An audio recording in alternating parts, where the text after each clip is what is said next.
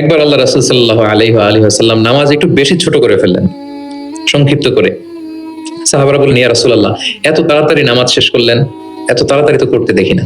তখন রাসূল সাল্লাল্লাহু আলাইহি ওয়াসাল্লাম বললেন, আমি যখন নামাজে ছিলাম, উইমেন প্রেয়ার্স এরিয়া, যেটা মানে মদিনার নারীরা তো পেছনে দাঁড়াতো, তিনি বললেন ওখান থেকে আমি একটা ছোট্ট বাচ্চার কান্নার আওয়াজ শুনতে পেলাম। আমার মনে হচ্ছিল এই বাচ্চাটাকে সামলাতে বাচ্চাটার মায়ের বড্ড কষ্ট হয়ে যাচ্ছে, ওই মায়ের যাতে একটু কষ্ট কম হয় এজন্য নামাজটা আমি একটু শর্ট করে দিয়েছি। দেখেন, মানে অন্যের প্রতি সহানুভূতি এটা আমাদের মধ্যে নাই, যে আমার ভাইয়ের একটু সুবিধা হোক, আমার বোনদের একটু সুবিধা হোক, আমার কমিউনিটির একটু সুবিধা হোক, এইটা আমরা ফিল করি না। তিনি যখন একা সালাত পড়তেন অনেক লম্বা, কিন্তু জামাতের সালাতে তিনি সংক্ষিপ্ত সালাত আদায় করতেন। কত লম্বা? হুযায়ফা ইবনুল ইয়ামান রাদিয়াল্লাহু তাআলা আনহু, নাম শুনেছেন ওনার? হুযায়ফা মদিনার গোয়েন্দা বিভাগের প্রধান ছিলেন, হেড অফ ডিটেকটিভ ব্রাঞ্চ, আল্লাহ রাসূল সাল্লাল্লাহু আলাইহি ওয়াসাল্লামের গোয়েন্দা বিভাগের প্রধান। উনি এমন কিছু কথা কাউকে বলতেন না, কিন্তু শুধু হুযায়ফাকে বলতেন। মদিনায় মোট কতজন মুনাফিক ছিল আল্লাহ রাসূল সাল্লাল্লাহু আলাইহি ওয়াসাল্লাম জানতেন, কাউকে বলেননি, শুধু হুযায়ফাকে বলেছিলেন। এজন্য ওমরে ফারুক রাদিয়াল্লাহু তাআলা আনহু যখন খলিফা, তিনি যখন দেখতেন কেউ মারা যেত, হুট করে ইমামতি করতে যেতেন না, আগে দেখতেন যে ওই কাতারে হুযায়ফা আছে কিনা। যদি দেখতেন যে হুযায়ফা আছে, উনি ইমামতি করতেন। হুযায়ফাকে এদিকে না দেখলে অন্য কাউকে দায়িত্ব দিয়ে দিতেন। এবং ওমর ফারুক রাদিয়াল্লাহু তাআলা আনহু এত মুত্তাকি সাহাবী ছিলেন, একবার হুযায়ফা ইবনুল ইয়ামানের কাছে যেয়ে বলে যে, হুযায়ফা, আমি তো জানি না মদিনাতে কতজন মুনাফিক ছিল, এর নামগুলো তো রাসূল তোমাকে বলেছে, তুমি একটু আমাকে বলো যে আমি ওমরের নামটা আবার ওই লিস্টে আছে কিনা। আমার ভয় হয় যে আমি আবার মুনাফিকদের ভেতরে ঢুকে গেলাম কিনা। হুযায়ফা ইবনুল ইয়ামান বললেন, আমিরুল মুমিনিন, আপনি কি বলেন? আল্লাহ রাসূল সাল্লাল্লাহু আলাইহি সাল্লাম তো বলেছেন যে আপনি কোনো রাস্তা দিয়ে যদি হাঁটেন, শয়তান যদি ওই রাস্তা দিয়ে আসে, আপনাকে দেখলে শয়তান ওই রাস্তা রেখে দিয়ে অন্য রাস্তা দিয়ে হাঁটে।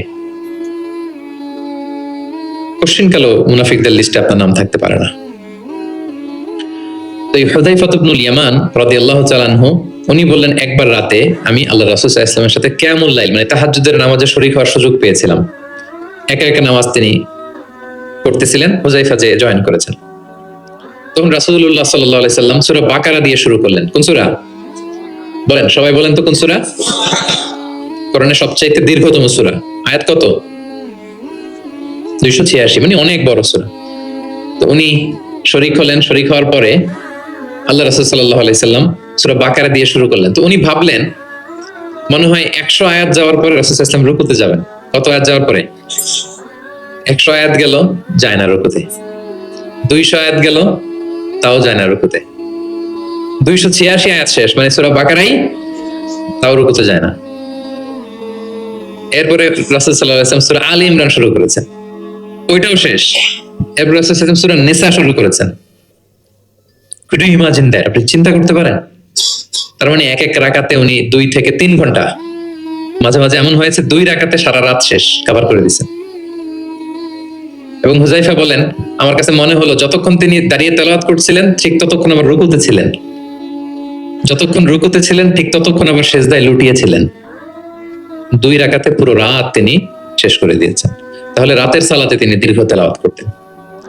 সব সময় তিনি তেলাওয়াত মুখর সময় কাটাতেন, দাঁড়িয়ে, বসে, শুয়ে, হাঁটা অবস্থায়, আরোহী অবস্থায়, সব সময় অজু থাকা। তিনি বলেছেন, মান আহাব্বা আন ইয়াকরা আল কুরআনা গাদ্দান কামা উনজিল ফালইয়াকরাহু আলা কিরাআতি ইবনে উম্মি আবদ।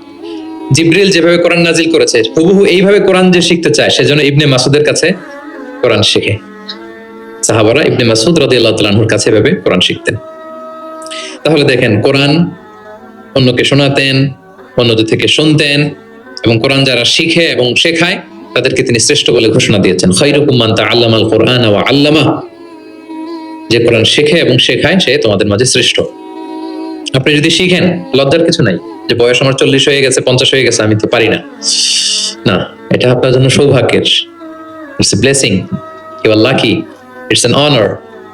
আল্লাহ যে সুযোগ দিয়েছেন আপনি শিখবেন, কোরআন শোনাবেন। আপনি যদি শোনান আপনি শ্রেষ্ঠ, যিনি আপনাকে শোনায় সেও শ্রেষ্ঠ। মানে এমন এক মেকানিজম, কোরআন শিখলেও সে শ্রেষ্ঠ, আবার যে শেখায় সেও শ্রেষ্ঠ। আমরা এই অ্যাক্টিভিটিজের সাথে যেন জড়িত থাকি। এবং কারো সুন্দর কণ্ঠ দেখলে আল্লাহ রাসূল সাল্লাল্লাহু আলাইহি ওয়াসাল্লাম প্রশংসা করতেন। আবু মুসা আল-আশআরী রাদিয়াল্লাহু তাআলা আনহু একবার মসজিদে নববীতে তেলাওয়াত করতেছিলেন, আল্লাহ রাসূল সাল্লাল্লাহু আলাইহি ওয়াসাল্লাম পাশ দিয়ে যাচ্ছেন। আরেক বর্ণনা আছে ওনার ঘরে তেলাওয়াত করতেছিলেন, উনি রাতে ওনার বাসার পাশ দিয়ে যাচ্ছেন। হঠাৎ কান লাগিয়ে শুনলেন, এত সুন্দর গলা। তিনি বুঝতে পারলেন এটা আমার আবু মুসা আল আশআরীর কণ্ঠ। তো সকালবেলা ফজরের পরে আবু মুসাকে ডেকে বললেন, আবু মুসা, লাকাদ উতিতা মিজমারান মিন মাযামিরি আলি দাউদ। দাউদ নবীর গলায় আল্লাহ যে সুরের ঝংকার দিয়েছেন, এই উম্মতের মধ্যে তোমার গলায় আল্লাহ সেই সুরের লোহরি ঢেলে দিয়েছেন। তাও মুসা বলে, ইয়া রাসূলুল্লাহ, আমি তো কখনো আপনার সামনে তেলাওয়াত করিনি, আপনি কি করে বুঝলেন? তো রাসূল সাল্লাল্লাহু আলাইহি ওয়াসাল্লাম বলেন, গত রাতে তোমার ঘরের পাশ দিয়ে যাচ্ছি, তোমার তেলাওয়াত শুনে আমি থমকে দাঁড়িয়েছি, যতক্ষণ পড়েছো আমি শুনেছি।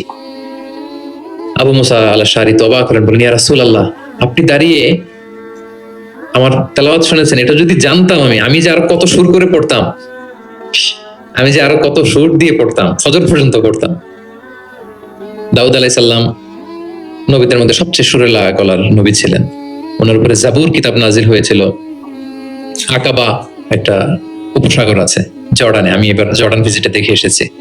আকাবা উপসাগরের তীরে বসে তিনি যখন জাবুর তেলাওয়াত করতেন, আকাবা উপসাগরের মাছগুলো সব চলে আসতো তেলাওয়াত শুনতে, এত সুর ছিল ওনার গলায়। তো নবী আলাইহিস সালাম বলেন যে দাউদ নবীর গলায় যে সুর দিছে, আমার সাহাবীদের মধ্যে আল্লাহ তোমার গলায় সেই সুর ঢুকাই দিছে। সুবহানাল্লাহ। তো নবী যদি প্রশংসা করে একজন সাহাবীর তেলাওয়াতের, ওনার কেমন লাগবে বলেন তো? হ্যাঁ, ভালো লাগবে। তিনি তেলাওয়াতের প্রশংসা করতেন এভাবে। তিনি রমাদানে সবচেয়ে বেশি তেলাওয়াত করতেন, যে সময়টা আমরা কাটাচ্ছি। আমরা কোন মাস কাটাচ্ছি এখন? সাইয়্যিদুশ শুহুর, 12 মাসের মধ্যে শ্রেষ্ঠতম মাস। এই মাসে সবচেয়ে তেলাওয়াত করতেন। আম্মা জান আয়েশা রাদিয়াল্লাহু তাআলা আনহা বলেন, লা আ'লামু রাসূলুল্লাহ সাল্লাল্লাহু আলাইহি ওয়াসাল্লাম ক্বারা আল কুরআনা কুল্লাহু ফি লাইলাতিন ক্বাত্তু গায়রা রমাদান। রমজান ছাড়া কোন মাসে মানে এক রাতে পুরো কোরআন পড়ে ফেলছেন এরকম আমি দেখিনি, শুধু রমাদানেই দেখেছি এত তেলাওয়াত করতে। এবং বছরব্যাপী যা নাজিল হতো, আল্লাহ রাসূল সাল্লাল্লাহু আলাইহি সাল্লাম রমাদানে সেটা রিভাইজ করতেন। এবং রমাদানের প্রতি রাতে জিবরিল আলাইহিস সালামের সাথে রাসূল সাল্লাল্লাহু আলাইহি ওয়াসাল্লামের মিটিং হতো প্রতি রাতে। তার মানে 30 দিনে কয়টা মিটিং?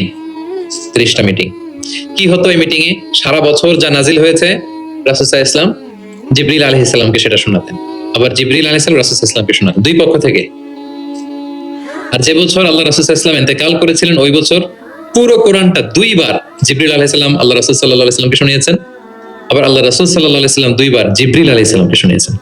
আজকে থেকে নিয়ত করেন, আমরা শোনাবো। আপনি ভাবিকে শোনাবেন, ভাবি আপনাকে শোনাবে, আপনি আপনার মেয়েকে শোনাবেন, আপনার মেয়ে আপনাকে শোনাবে, যে সূরাটাই পারেন। ঘরটা একটা কোরআনময় ফ্যামিলি হবে, আমাদের ফ্যামিলিটা, কি বলেন? এরকম বরকতময় ফ্যামিলি আমরা চাই না? এবং সাহাবাদেরকে উদ্বুদ্ধ করতেন বিভিন্ন সূরার ফজিলতের কথা বলে বলে, যে এটা এই সূরা পড়ো, এই ফজিলত। একবার উবাই ইবনে কাব রাদিয়াল্লাহু তাআলা আনহুকে বললেন, আতুহিব্বু আন উআল্লিমাকা সূরাতান লাম ইয়ানজিল ফিত তাওরাত ওয়ালাল ইনজিল ওয়ালা যাবুর। হে উবাই, তুমি কি চাও যে আমি তোমাকে কেমন একটা সূরা শিখাবো যেটার মতো মর্যাদাপূর্ণ সূরা তাওরাতেও নাই, ইনজিলেও নাই, জাবুরেও নাই, কোথাও নাই, এত মর্যাদাপূর্ণ? তিনি বলেন, বালা ইয়া রাসূল, অবশ্যই শিখাবেন। তখন আল্লাহ রাসূল সাল্লাল্লাহু আলাইহি ওয়াসাল্লাম বলেন, সেই সূরাটা তুমি নিজেই জানো। সেটা কি? সেটা হচ্ছে কাইফা তাকরাউ ফি সালাহ। তুমি নামাজে কোন সূরা পড়ো, মানে কোন সূরা ছাড়া নামাজ হয় না, বলেন তো? সূরা ফাতিহা। আল্লাহ রাসূল সাল্লাল্লাহু আলাইহি ওয়াসাল্লাম বললেন, এই সূরা ফাতিহা এটা যেন তেন কোনো সূরা নয়, এর মতো মর্যাদাপূর্ণ সূরা তাওরাত, জাবুর, ইনজিল কোথাও আসেনি। ইন্নাহা লাহিয়া সাবউল মাসানি ওয়াল কুরআনুল আযীম। এটা নিত্য পাঠনীয় সপ্ত বাক্য। সূরা ফাতিহায় মোট কয়টা বাক্য? 7টা। সবাই বলেন কয়টা? এটাকে বলে সাবউল মাসানি, মানে সব সময় পড়া হয় এমন 7টা বাক্য। ওয়ালাকাদ আতাইনাকা সাবআন মিনাল মাসানি ওয়াল কুরআনুল আযীম। এটা সব সময় পড়তে হয়। আবু হুরায়রা রাদিয়াল্লাহু তাআলা আনহু বলেন যে আল্লাহ রাসূল সাল্লাল্লাহু আলাইহি ওয়াসাল্লাম একবার আমাদেরকে উৎসাহ দিয়ে বললেন যে একটা সূরা আছে, এই সূরার 30টা আয়াত, এই সূরা যদি কেউ তেলাওয়াত করে, এই সূরা কিয়ামতের দিন এই তেলাওয়াতকারীর পক্ষে আল্লাহর কাছে সুপারিশ করবে, এমনকি তর্ক করবে যতক্ষণ আল্লাহ তাআলা তেলাওয়াতকারীকে জান্নাত হিসেবে ঘোষণা না দেয়। বলেন তো কোন সূরা এটা? সূরা মুলক। অনেক মানুষ, আলহামদুলিল্লাহ শতাধিক মানুষ দেশে বিদেশে এয়ারপোর্টে আমাকে দেখা হলেই বলে যে শেখ, আপনার সূরা মুলকের তাফসীর শুনে আমি সূরা মুলক মুখস্থ করেছি। আলহামদুলিল্লাহ, আমার সৌভাগ্য। অনেকে বলে যে সাইয়্যিদুল ইস্তিগফার আপনার আলোচনা থেকে শুনে মুখস্থ করেছি। তারপর অনেকে বলেছে যে আস্তাগফিরুল্লাহর আমলটা আপনার আলোচনা থেকে শুনে আমরা অভ্যস্ত হয়েছি। আলহামদুলিল্লাহ, এটা অভ্যাস করবেন। সূরা মুলক তেলাওয়াত করবেন। কয় আয়াত সূরা মুলকে? এক মাসে কয় দিন? প্রতিদিন যদি একটা আয়াত মুখস্থ করেন, 30 দিনে সূরা মুলক হয়ে যাবে না? কঠিন? বেশি কঠিন? করবেন। এভাবে ফজিলতের কথা বলে আল্লাহ রাসূল সাল্লাল্লাহু আলাইহি ওয়াসাল্লাম সাহাবাদেরকে উদ্বুদ্ধ করতেন। গত বছর আমার একটা বই এসেছে, কোরআনের উপর এক নজরে কোরআন। নাম শুনেছেন না আপনারা? সবগুলো সূরার ফজিলত আমরা ওখানে নিয়ে এসেছি। 114 সূরার ফজিলতকে আপনি পাবেন, এবং পড়লে আপনার আরো বেশি মন চাইবে সূরাটার তাফসীর জানতে, অর্থ জানতে, মুখস্থ করতে। এই সূরার ফজিলত কি, সূরার মূল আলোচনা কি, এই সূরা নাজিলের প্রেক্ষাপট কি, এর মধ্যে লেসন কি, মেজর থিম কি, আমি যেভাবে তাফসীর করে আপনাদেরকে শোনাই ওইভাবেই সহজ করে করে প্রত্যেকটা সূরা 5 থেকে 6 পৃষ্ঠায় কভার, যত বড় সূরা হোক একেবারে সামারি নিয়ে এসেছি। যাদের সংগ্রহে আছে এই রমাদানে পড়বেন, খুব সহজ মনে হবে। যে সূরাটার অনুবাদ করতে মনে চায় আগে এক নজরে কোরআন থেকে একবার রিভাইজ দিয়ে নেবেন, অনুবাদটা সহজ মনে হবে। যে সূরাটার তাফসীর জানতে মনে চায় আগে এক নজরে কোরআন থেকে একবার পড়ে নেবেন, একেবারে ক্রিস্টাল ক্লিয়ার, সহজ হয়ে যাবে। দাজ্জালের ফিতনা থেকে বাঁচতে আল্লাহ রাসূল সাল্লাল্লাহু আলাইহি ওয়াসাল্লাম সূরা কাহাফের প্রথম 10 আয়াত মুখস্থ করতে বলেছেন। আল্লাহ রাসূল সাল্লাল্লাহু আলাইহি ওয়াসাল্লাম ইরশাদ করেন, মান হাফিদা 10 আয়াতিন মিন আউয়ালি সূরাতিল কাহফি উসিমা মিন ফিতনাতিদ দাজ্জাল। যে সূরা কাহাফের প্রথম 10 আয়াত মুখস্থ করবে সে দাজ্জালের ফিতনা থেকে মুক্ত থাকবে ইনশাআল্লাহ। মুখস্থ করবেন সূরা কাহাফের প্রথম কয় আয়াত? 10 আয়াত। আল্লাহ রাসূল সাল্লাল্লাহু আলাইহি সাল্লাম কোরআনের ব্যাখ্যা করতেন, নিজেই কোরআনের ব্যাখ্যা করতেন, কারণ তার উপরই তো কোরআন নাজিল হয়েছে, তিনি সবচেয়ে বড় মুফাসসির। আল্লাহ রাসূল সাল্লাল্লাহু আলাইহি সাল্লামের চেয়ে বেশি কোরআনের ব্যাখ্যা আর কি কেউ জানে? ব্যাখ্যা করতেন। একবার তিনি আল্লাযীনা আমানু ওয়া লাম ইয়ালবিসু ঈমানাহুম বিযুলমিন উলাইকা লাহুমুল আমনু ওয়া হুম মুহতাদুন, আর ঈমানের সাথে জুলুমকে মেশায়নি, তাদের জন্য আছে নিরাপত্তা এবং হেদায়েত। সাহাবারা অবাক হলেন, যে ইয়া রাসূলুল্লাহ, আমাদের মধ্যে এরকম কে আছে যে ঈমানের সাথে জুলুম মিশায় নাই, মানে ঈমান আনার পরে কোনো পাপ করি নাই, কম বেশি পাপ তো আমাদের হয়েছে, জুলুম তো হয়েছে, তাহলে আমরা কি নিরাপত্তা হেদায়েত পাবো না? তো রাসূল সাল্লাল্লাহু আলাইহি ওয়াসাল্লাম বললেন যে এই জুলুম দ্বারা ওই জুলুম উদ্দেশ্য না, এই জুলুম দ্বারা উদ্দেশ্য হচ্ছে শিরক। এই জুলুম দ্বারা উদ্দেশ্য কি? এই যে ব্যাখ্যা করে দিচ্ছেন, সাহাবীদের ভুল ধারণা ভাঙায় দিচ্ছেন। তিনি বলতেছেন, তোমরা কি লোকমান আলাইহিস সালামের ওই নসিহত পড়ো নাই যে লা তুশরিক বিল্লাহ ইন্না শিরকা লা যুলমুন আযীম? তার ছেলেকে বলতেছেন যে বাবা শিরক করো না, শিরক সবচেয়ে বড় জুলুম। শিরক সবচেয়ে বড় কি? কারণ এই জুলুমটা মানুষ কার উপর করে? আল্লাহর উপর করে। কোরআন হেফজ করার পরে ভুলে যাওয়া এটা কিন্তু ঠিক না। এজন্য আল্লাহ রাসূল সাল্লাল্লাহু আলাইহি ওয়াসাল্লাম বলেছেন হেফজ যারা করবে তারা যেন কোরআনকে সংরক্ষণ করে, প্রিজার্ভ করে। এবং তিনি বলেছেন তাআহাদুল কোরআন, কোরআনকে যত্ন নিও, কারণ কোরআন দামি মেহমান, দামি মেহমানকে যত্ন না নিলে থাকে না। হেফজ করছে, যত্ন নেয় নাই, পরে নাই, রিভাইজ দেয় না, এখন আর রিডিংও পড়তে পারে না। মুখস্থ তো দূরের কথা, দেখে দেখেও পড়তে কষ্ট, এরকম হয় অনেক হাফেজদের। এটা ঠিক না, কারণ আল কোরআন দাইফুন কারীমুন মিনাল্লাহ, কারণ আল্লাহর পক্ষ থেকে অনেক সম্মানিত মেহমান। সম্মানিত মেহমানকে সম্মান দিতে হয়, নাইলে উনি আসে থাকে। ধরেন যে একজন এমপি আসলো আপনার বাসায়, মালয়েশিয়ার একজন মন্ত্রী, আসার পরে নাই কোনো রিসেপশন, নাই কোনো ওয়েলকামিং স্টেটমেন্ট, রিসেপশন কিছু নাই, আপনি কোনো গুরুত্বই দিচ্ছেন না, উনি এসে বসে থাকবে আপনার বাসায়? সম্মানিত মেহমানকে সম্মান করতে হয়। কোরআন অনেক বড় সম্মানিত এক মেহমান আল্লাহর পক্ষ থেকে, এটাকে সম্মান দিতে হবে, পড়তে হবে, রিভাইজ দিতে হবে, সময় দিতে হবে, তাহলে সে আপনার সিনায় থাকবে। তা না হলে এই কোরআনের নূর সিনাতে কখনো থাকে না। তিনি বলেছেন তাআহাদুল কোরআন, কোরআনকে রিভাইজ করো, ফাইন্নাহু আশাদ্দু তাফাল্লুতান মিনাল ইবলি ফি উকুলিহা, উটের রশি ছেড়ে দিলে ওট যেমনি পালায়, কোরআন মুখস্থ করার পর রিভাইজ না দিলে কোরআনও পালাবে, আর রিভিশন দিলে এটা হৃদয়ে থাকে। এবং তিনি উৎসাহ দিয়ে বলেছেন কোরআন এমন কিতাব, পৃথিবীর অন্য কোনো কিতাবের ক্ষেত্রে এটা বলা হয় না, যে কিতাবের এক অক্ষরে 10 নেকি, এক অক্ষরে কয় নাকি? পৃথিবীর আর কোনো বইয়ের ক্ষেত্রে এটা প্রযোজ্য? ইভেন হাদিস শরীফের ক্ষেত্রেও প্রযোজ্য না। হাদিসের এক অক্ষর বলে 10 নাকি, এটা বলে নাই আল্লাহ রাসূল সাল্লাল্লাহু আলাইহি ওয়াসাল্লাম, শুধু কোরআন। শুধু মান কারা হারফান মিন কিতাবিল, এক হরফ যদি কেউ পড়ে, ফালাহু হাসানা ওয়াল হাসানাতু বিআশরি আমসালিহা, 10 নেকি। লা আকুলু আলিফ লাম মিম হারফুন, আল্লাহ রাসূল বলেন সূরা বাকারা শুরুতে যা আছে আলিফ লাম মিম, মনে করেন তিনটা মিললে এক অক্ষর না, বাল আলিফুন হারফুন, আলিফ একটা হরফ, লামুন হারফুন, লাম একটা হরফ, মিমুন হারফুন, মিম এক হরফ, তাহলে আলিফ লাম মিম বললে কয় সওয়াব? 30টা নেকি আল্লাহ তাআলা আমাদের আমলনামায় দিচ্ছেন। অনেকে বলে যে হুজুর পড়তে পারি না, কষ্ট হয়, বয়স হয়ে গেছে 50 60, এখন তো মুখ দিয়ে আসে না, বলে অনেকে কমপ্লেন করে না। রাসূল সাল্লাল্লাহু আলাইহি ওয়াসাল্লাম তাদেরকে সুসংবাদ দিয়েছেন, বলেছেন যাদের বয়স হয়ে গেছে ওয়াল্লাযী ইয়াকরাউল কোরআন ওয়া ইয়াতাতাউ ফি, পড়তে গেলে জিহ্বায় আটকে যায়, এটাকে আরবিতে বললে তা ইয়াতাতাউ, মানে গিরা লেগে গেছে, জিহ্বায় আটকে যায়। তো যার আটকে যায়, কষ্ট হয়, যদি সে কোরআন পড়ে ফালাহু আজরান, তার ডাবল সওয়াব। কোরআন পড়তেছে এটার সওয়াব, ওই যে আটকাইতেছে ওইটার আরেক সওয়াব। কষ্ট হচ্ছে যে শাক্কুন আলাইহি লাহু আজরান, তার ডাবল সওয়াব। এবার বলেন কষ্ট হইলে কি পড়া বন্ধ করে ফেলবেন? তো কি করবেন? আরো চেষ্টা করবো, আরো পড়বো, কারণ প্রতিনিয়ত আল্লাহ তাআলা আমার আমলনামা ভারী করছেন। এবং এই যে কোরআনের মজলিসে হাজির হলে আল্লাহ রাসূল সাল্লাল্লাহু আলাইহি ওয়াসাল্লাম উৎসাহিত করেছেন যে কোরআনের মজলিসে হাজির হলে কি হয়, ইয়াতলুনা কিতাবাল্লাহ, যেখানে কোরআনের আলোচনা হয়, ওয়া ইয়াতাদারাসুনা বাইনাহুম ইল্লা নাযালাত আলাইহিমুস সাকিনা, প্রশান্তি নেমে আসে, আসমানি প্রশান্তি। আপনি প্রশান্তি ফিল করতেছেন সাকিনা হৃদয়ে? এই যে আজকের এই প্রোগ্রামে আপনি যেটা ফিল করতেছেন, পৃথিবীর কোনো গেট টুগেদার, কোনো ফাংশন, কোনো প্রোগ্রামে কি এই প্রশান্তি আপনি পান?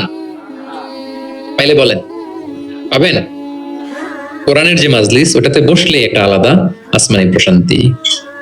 হাফাতহুমুল মালাইকা, ফেরেশতারা ঘিরে রাখে এই প্রোগ্রাম। কি করে? আজকে আপনাদের সিকিউরিটি দিতেছে কারা? পুলিশ, বিশেষ ফোর্স, কারা? ফেরেশতারা, মালাইকাতুল্লাহ।